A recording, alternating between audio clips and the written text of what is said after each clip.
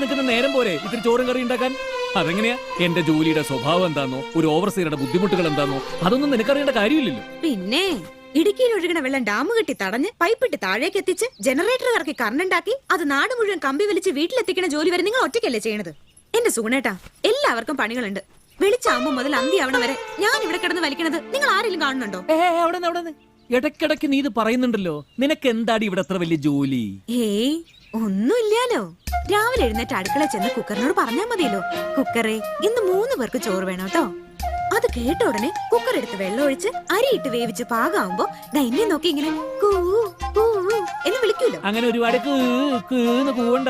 ഈ വീട്ടിലെ ഈ ഇട്ടാവട്ടത്തിലുള്ള പണിയല്ലേ നിനക്കുള്ളൂ. ഒരു ദിവസം ഈ വീടിനകത്തെ പണി മുഴുവൻ ചെയ്ത് നോക്ക്, അപ്പൊ കാണാം.